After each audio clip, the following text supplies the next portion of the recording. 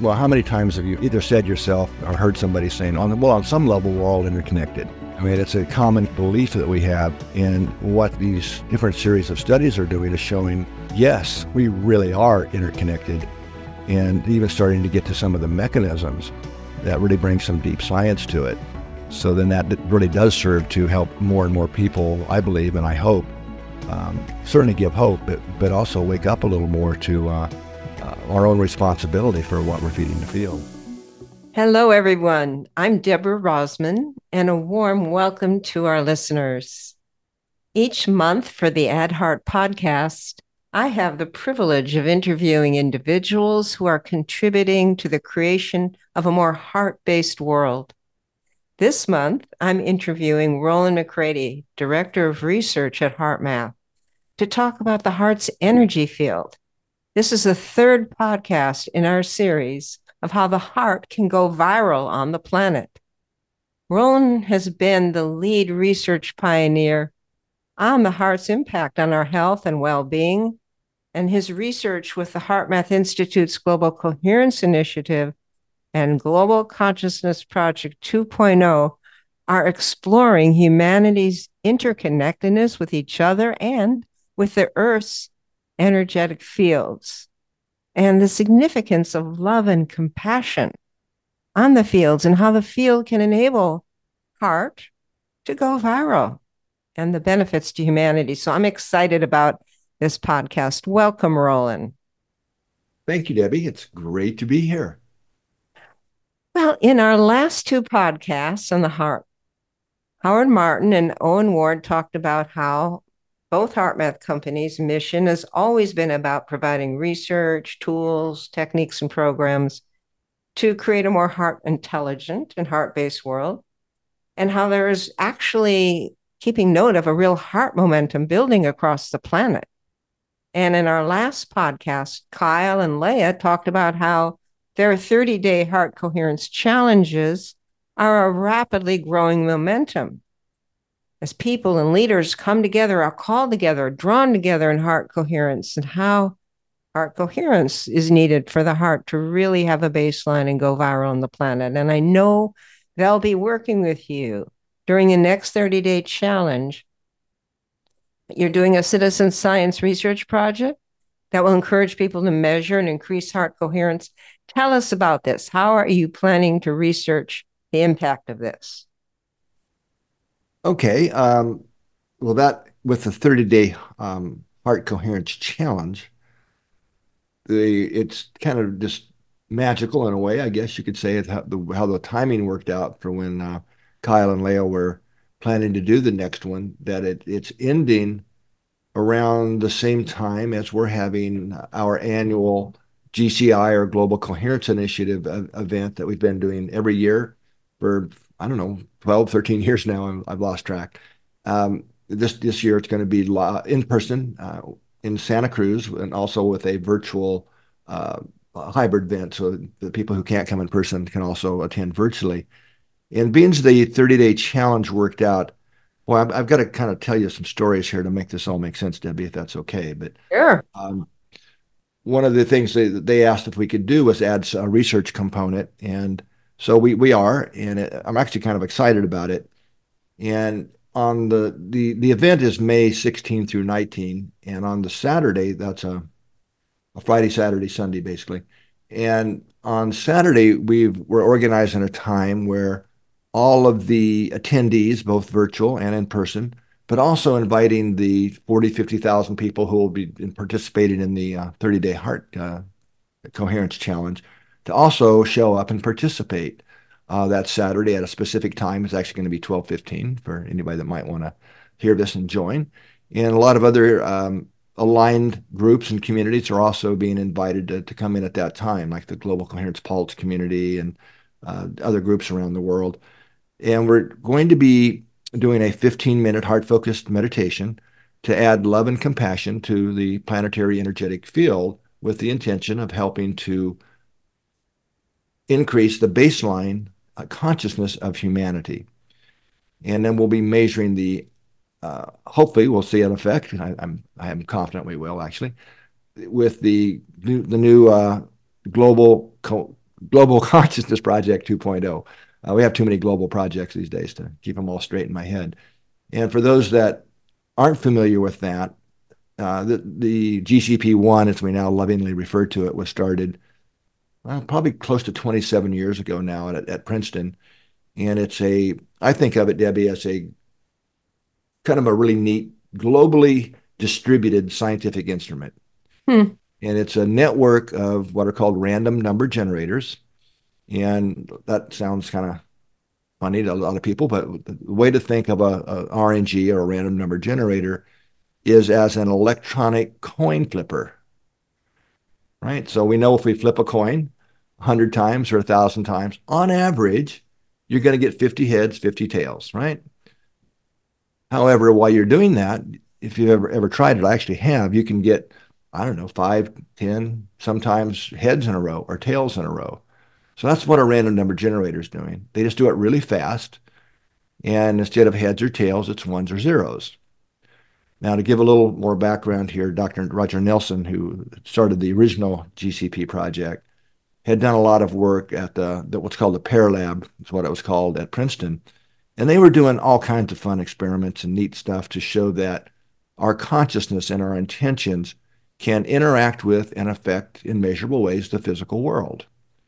And one of the tools they were using that was very successful for them were these random number generators, where people had, they would bring in meditators and this and all kinds of experiments to see if you could intentionally cause them to make more heads or tails or zero or ones or zeros in this case. And they found that sure enough, you could.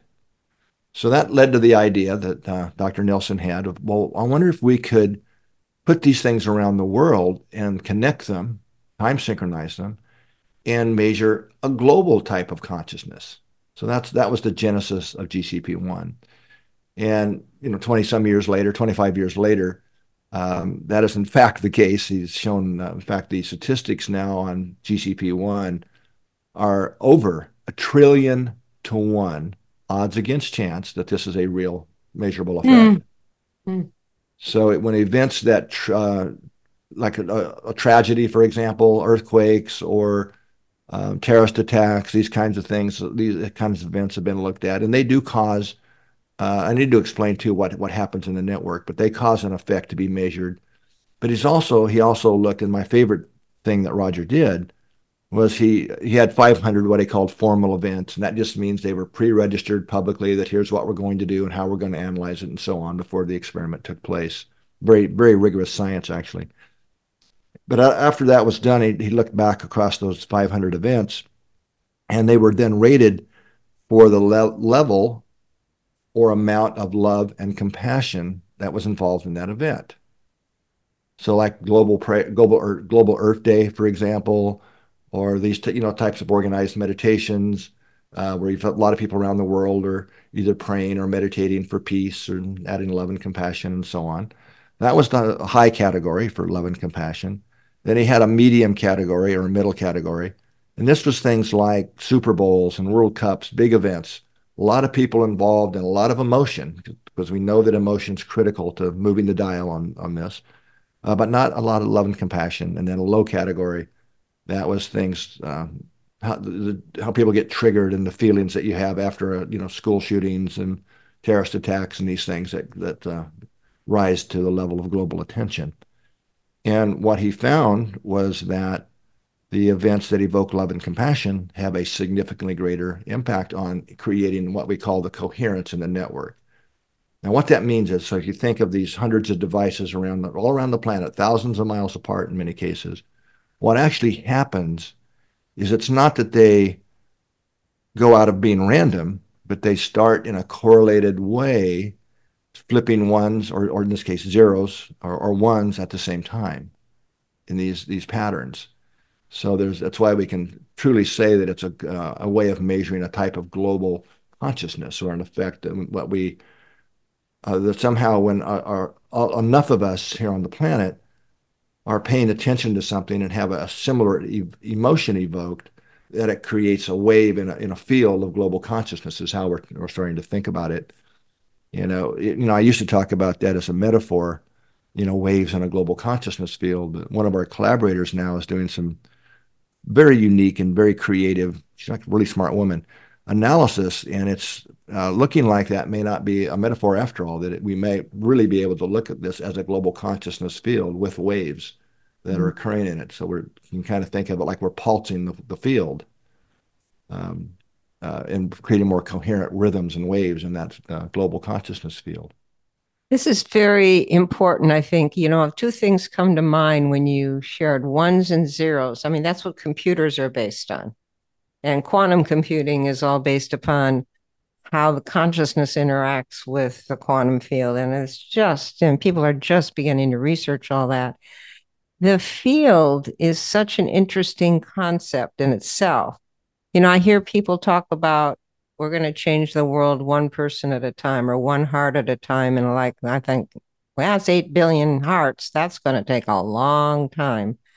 But in the field where there's distribution across the planet simultaneously, it sounds like we're onto something that maybe could help humanity as a whole lift, which would be key to how the heart could even go viral, would have to have some kind of a multiplier or field effect.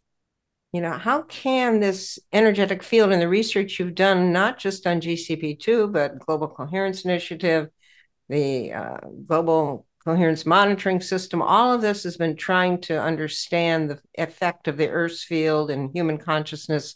How do you see the field contributing to the heart going viral on the planet?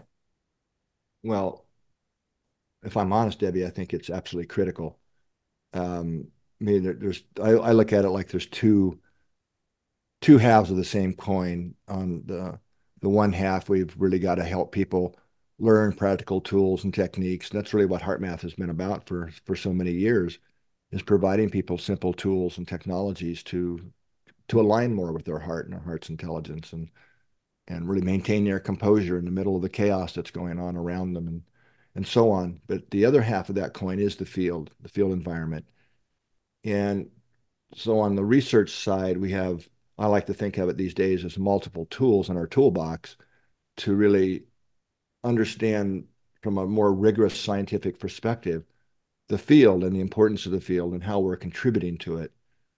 So we know that we all live within the Earth's magnetic fields. Those are fields that we can measure, and that's what the Global Coherence Monitoring System is about.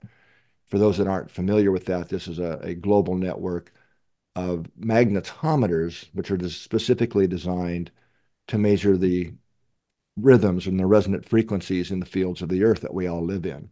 Like the geomagnetic field, the North Pole, the South Pole, for example, that even if you're in a space station, you're within that field.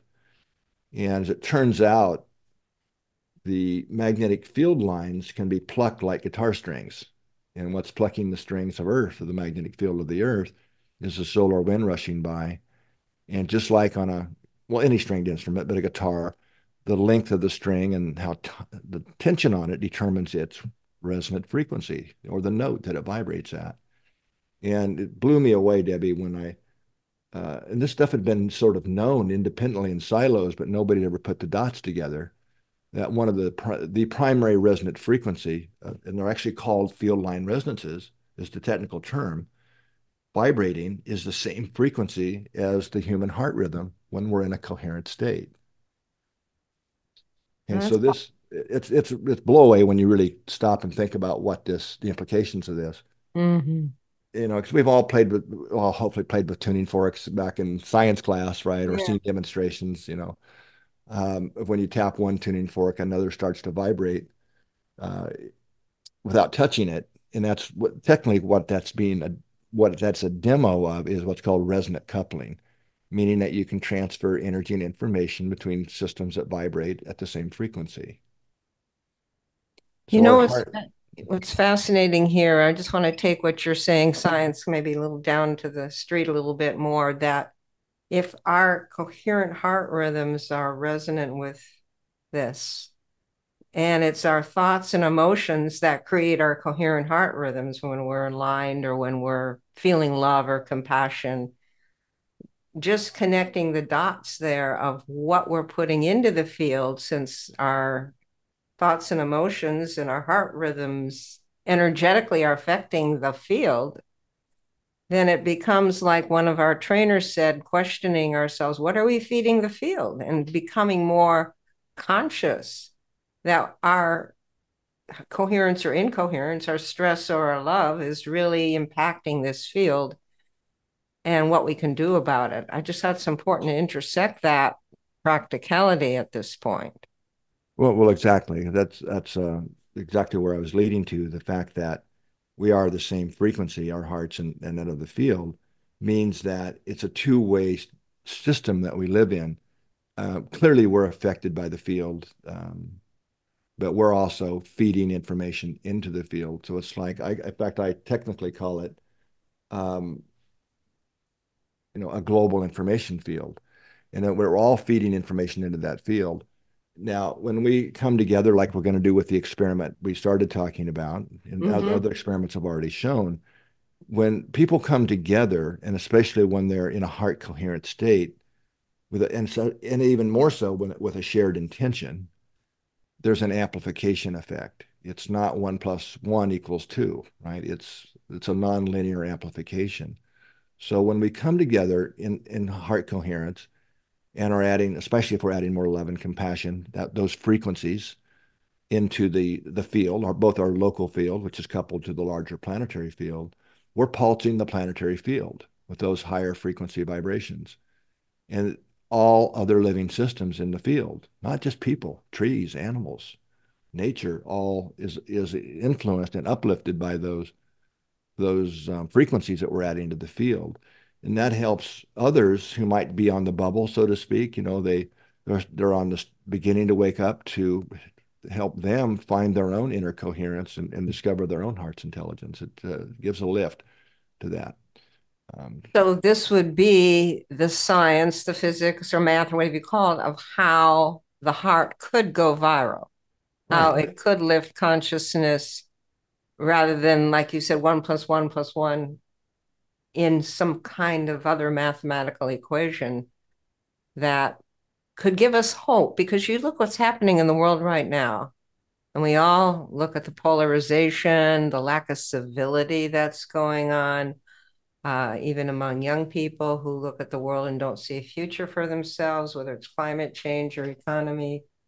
Um, and now we're right now in an election year where there's promising to be even more polarization and stress and negative energy. It's become super important to know that as some of us and more of us and more of us get into this heart coherence and actually feed the field with intentional patience, care, kindness, compassion, love, all the qualities of the heart that are associated and get us into this heart coherent rhythm, that we really can manage our energies more and collectively help each other, amplify that effect, we can make a difference. And I think that's so important to underline, and so happy you're researching this and publishing research so that more people not only try it, believe it, but actually see evidence of it.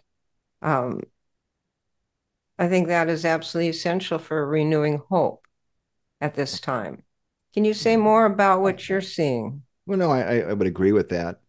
And for a lot of people out there, well, let me say it this way, Debbie. One of the things that I hear most from the non-scientific community, when I do different presentations and things, is thank you for confirming scientifically what I already knew or believed to be true. And then they say this gives me a lot more confidence, in my own inner beliefs and my real what I've really believed all along, so that it then helps motivate people to be kinder, to be more compassionate, these types of things in their own lives once they. And I know for people this has made a tremendous difference in their lives once they saw the science. It gave them that extra kick or that extra motivation to be more meaningful about their practices and realizing that, wow, what I'm feeding the field really does matter, and it matters in measurable ways, in ways that we're showing now that affect the physical world. So I think as more and more people start to really understand this, in fact, that's why we're doing all the sciences, is to really help people understand how true when we talk about, well, how many times have you heard, let me ask it this way, either said yourself or said, or heard somebody saying, on some level, we're all interconnected. Mm-hmm. I mean, it's a common kind of belief that we have. What these different series of studies are doing is showing, yes, we really are interconnected, and even starting to get to some of the mechanisms that really bring some deep science to it. So then that really does serve to help more and more people, I believe, and I hope, certainly give hope, but also wake up a little more to our own responsibility for what we're feeding the field. That's right. Managing our energies, realizing we do have an impact. We're creating whatever and co-creating what's going on in the world, and we can do something about it. I think that's really, again, the mission of HeartMath and heart-based living is helping people understand that's going to improve your mind and brain and the planet, not just your heart. Because again, the coherence heart-brain synchronization opens up higher cognitive functions we need for finding solutions to our problems that stress shuts down in survival mode. So as more of us understand this, and I know we're trying to help more understand, that's the purpose of the At Heart podcast, that we really can, by connecting at the heart level, taking more responsibility of shifting to these heart qualities and putting out compassion or love or forgiveness or kindness or anything that gets us into coherence, we can begin as a human race, learn to get along with each other, learn to see ourselves in each other if we're really interconnected. And like you said, people know somehow the heart has to be involved. So I'm inviting all our listeners. We're going to be doing a meditation on feeding the field with heart in a minute, but it's really time. The planet needs us to all go more to our heart and create that heart momentum to go viral. Yeah. Can I add one more thing there? Please. All right. Because we were talking a lot about the magnetic world here that we live in the Global Consciousness Project 2.0, which I was starting to explain earlier, is Dr. Nelson came to us a few years ago and asked us to take over the project because he had retired. And to be honest, I didn't want to do it because I knew it was going to be a lot of work and take a lot of bandwidth. And finally agreed to it. And now, a few years later, we've completely rebuilt that project from the ground up and brought a lot of high-level scientists into the project to ask new questions. And so we asked ourselves, well, what is this new network of devices? What do we have to do to ask these new questions? And a new hypothesis in GCP2 is this, and that is that a much smaller group of individuals who are highly heart coherent with a shared focused intention can have as large of an effect on affecting and modulating the global consciousness field as masses. That's what GCP1 looked at. And I think it's such an important thing to really show scientifically. And the initial experiments that we're just really getting started, GCP2 is really just in its beginning stages, but it's already a large enough, the network's already many, many times greater than the original GCP1 was. And we're already seeing multiple examples of exactly this. In fact, I just saw some new data today from another series of experiments showing that a relatively small group, when they're in that coherent state, can have quite large effects on pulsing and modulating, adding coherence. We call it network coherence, in fact, into the global field environment. So I think that also gives a lot of hope. It doesn't take as many as we think to really stabilize and create and add and create more coherence into the planetary field environment, which really affects others and as we're starting to see it, we're literally affecting the physical world in these experiments. Well, that's taking the math of the heart to another level, isn't it? And combining science and spirit. So let's do this now. Let's all do it together. Let's all get heart coherent best we can and do a heart meditation on feeding the field with some heart energy and contribute to this global momentum of heart. So let's focus our attention to the heart. Just breathe in love and get still in your heart.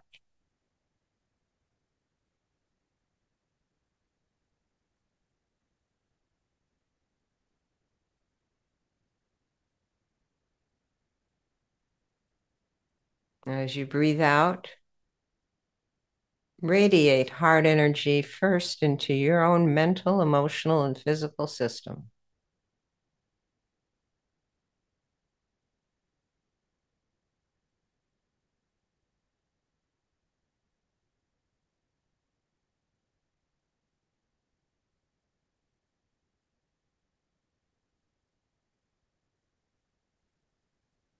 And as you do this, see your heart, brain, nervous system all aligning in coherence and harmony.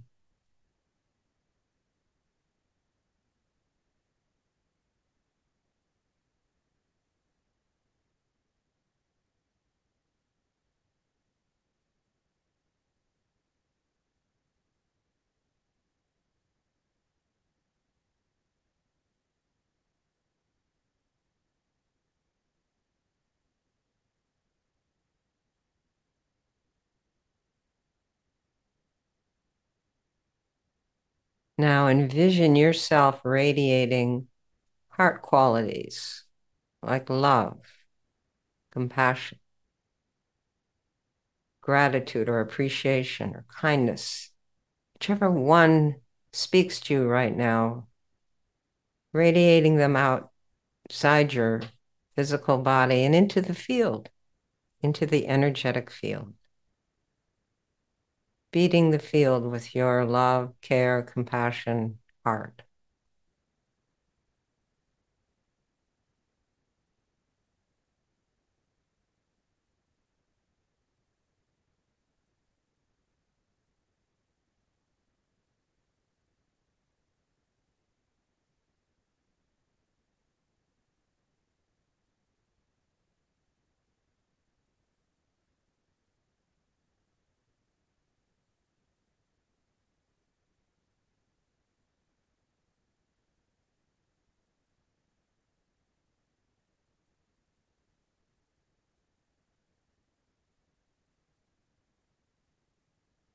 Continue heart-focused breathing, activating or feeling one of these heart qualities and radiating into the field. Know that you're doing this with many other people and that this collective heart energy can amplify. See it amplifying and circulating throughout the planet.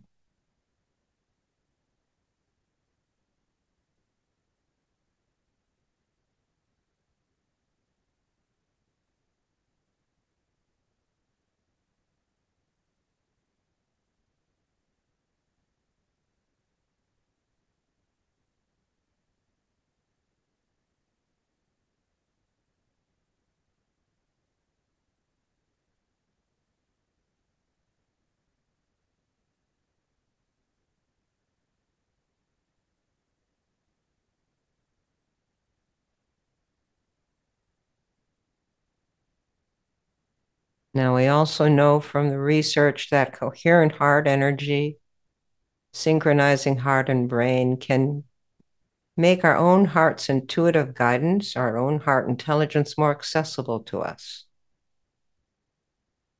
So just be open to any promptings from your heart feelings, any heart promptings or intuitive suggestions that come to you.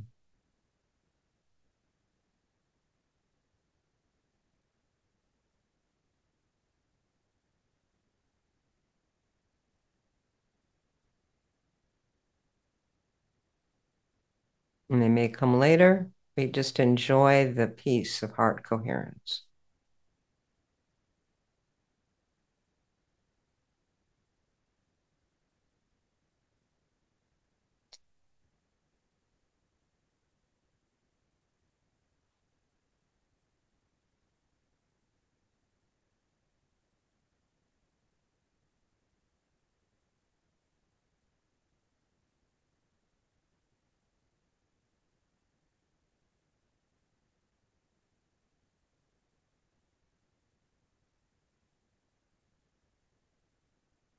Now let's close by radiating and co-creating with each other's heart energy and heart intention, a reservoir of a heart field of energy that each of us can tap into over the next month when we feel stressed or need inspiration or support to connect more with our own heart,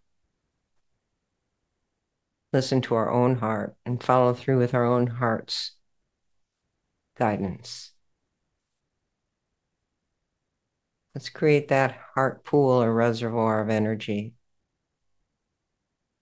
that intention.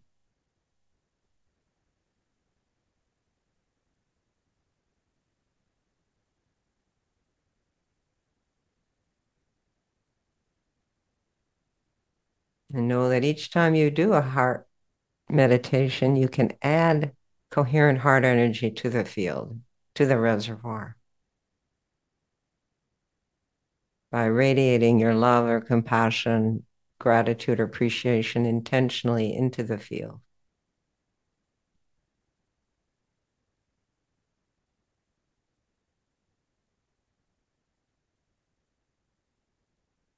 Thank you for sharing that with me. And Rollin, is there anything else you'd like to share with our listeners? Well, just thank you all for tuning in, and obviously, if you're here at this podcast, you're interested in the heart and the journey to heart-based living. So it's just my sincere appreciation for whatever level of engagement that you might have in that process. Thank you. And again, just letting you know, the Love Unleashed event will be in May 16th through 19th, online or in person or live and resort in Santa Cruz. If you're interested, go to heartmath.org and learn more about it. And as a free gift to our listeners, you can watch the interactive HeartMath Experience online video course and learn 5 HeartMath techniques, totally free. Learn about the research background at heartmath.com.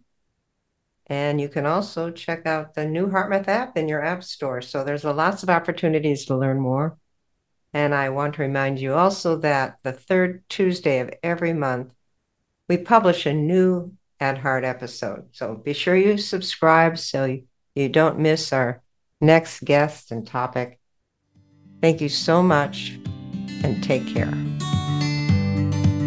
Thank you for listening to the Add Heart podcast. Be sure to subscribe so you can catch the latest episodes. If you're wanting even more heart-inspired content, find us on Facebook, Instagram, YouTube, and LinkedIn. Look for HeartMath and also the HeartMath Institute. Both organizations are committed to helping activate the heart of humanity.